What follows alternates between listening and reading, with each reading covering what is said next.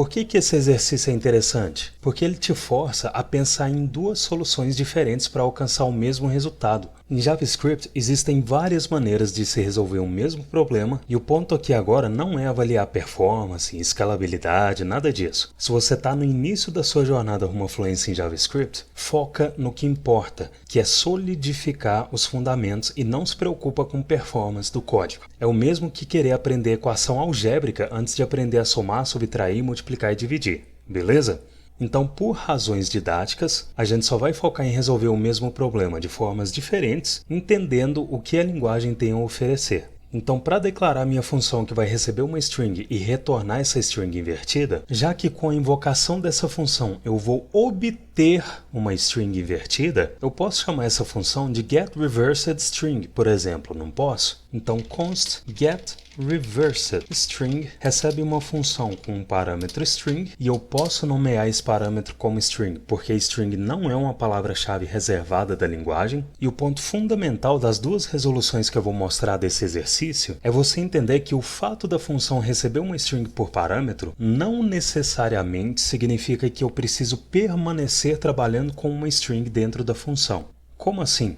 Eu posso transformar essa string em um array em que cada item é um caractere e isso torna o meu trabalho mais simples. Como que eu transformo uma string em um array? Eu posso usar o split, que é um método de string que vai gerar um array em que os itens são partes da string. Então, quando a função for invocada, eu vou fazer ela retornar o resultado de string.split. Se aqui abaixo eu inserir um console.log que recebe a invocação da getReversedString, recebendo a string 123, eu vejo a string como item de um array. Ou seja, quando eu encadeio a invocação do split em uma string, ele insere essa string em um array e retorna o array.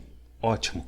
Só que a invocação do split pode receber um separador como argumento, e esse separador pode ser uma string ou uma regex. Isso significa que se eu inserir 2 como argumento do split, todas as ocorrências do caractere 2 vão servir como separadores da quebra da string. Ou seja, 1 vai ser um item do array que o split está criando, 3 vai ser outro item do array que o split está criando, mas o separador, que é o 2, não vai ser incluído no array que o split está criando. Se eu olhar o console, o split retornou um array com as strings 1 e 3. Show! Mas como que eu vou usar o split para separar todos os caracteres dessa string? Eu posso usar uma string vazia como separador. Isso vai fazer o split usar esses lugares da string como separadores. Se eu olhar o console, eu vejo o array com cada caractere como um item. Agora eu preciso inverter esses itens e eu posso fazer isso com o método reverse, que faz exatamente o que o nome dele indica, que é inverter a ordem dos itens de um array. O primeiro item do array se torna o último e o último se torna o primeiro. Então, se eu encadear a invocação do reverse, da esquerda para a direita, essa expressão resulta no array de caracteres e como nesse array eu estou encadeando o reverse, toda essa expressão vai resultar no array com a ordem invertida dos itens, a função vai retornar esse array e no console eu vejo o array invertido. Beleza, agora que eu inverti a ordem dos caracteres, eu preciso transformar esse array em uma string. E para fazer isso, eu posso usar o join, porque ele vai retornar uma nova string com todos os itens do array concatenados e separados por vírgula. E como ao invés de separar os itens por vírgula, eu quero só concatenar esses itens em uma string, eu posso inserir uma string vazia como argumento do join. Então, se eu encadear a invocação do join recebendo uma string vazia, eu vejo a string invertida no console. Beleza?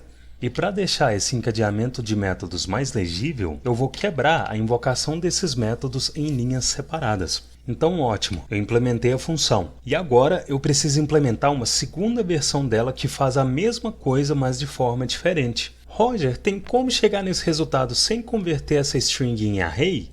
Tem, só que é um código tão complicado que não vai fazer sentido para esse nosso momento. Então essa segunda solução que eu vou mostrar também usa um array, mas a forma com que o array vai ser tratado deixa o código mais conciso. Para declarar essa segunda função, aqui abaixo eu vou inserir uma const reverse string, que recebe uma função com um parâmetro string. Essa função vai retornar string.split, que recebe string vazia, ou seja, com essa expressão eu estou gerando um array com os caracteres da string recebida por parâmetro, e já que agora eu tenho um array de strings e a partir desse array eu quero gerar uma string, lembra que quando baseado em um array eu quero gerar um valor de outro tipo, eu posso usar o reduce. Então eu vou encadear a invocação do reduce, que recebe uma função com os parâmetros accumulator e ladder.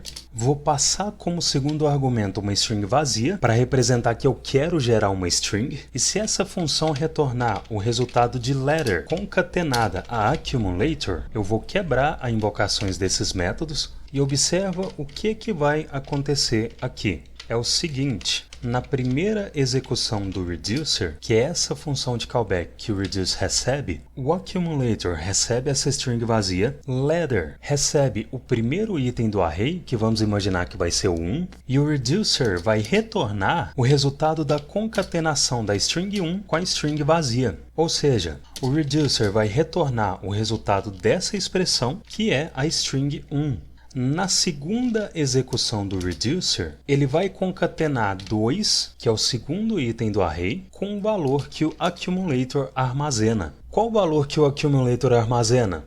O accumulator armazena esse valor que o reducer retornou na execução passada.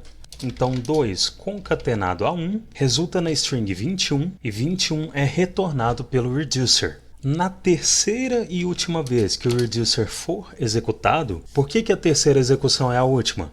Porque o array tem só 3 itens. O reducer vai concatenar 3, que é o terceiro item do array, com o valor que o accumulator armazena, que é esse valor que o reducer retornou na execução passada. Então o reducer vai retornar o resultado dessa concatenação, que é a string 321, e toda essa expressão vai resultar na string 321. Se antes desse comentário eu inserir um console.log que recebe a invocação da reverse string, que recebe 123, 321 é exibido no console. Se eu inserir ABC, a string invertida é exibida. E se eu quiser deixar esse código organizado, eu posso remover esse comentário. Vou deixar as declarações das funções mais próximas uma da outra e vou deixar essas invocações uma abaixo da outra. Beleza? E agora, com o meu código organizado, o resultado continua o mesmo.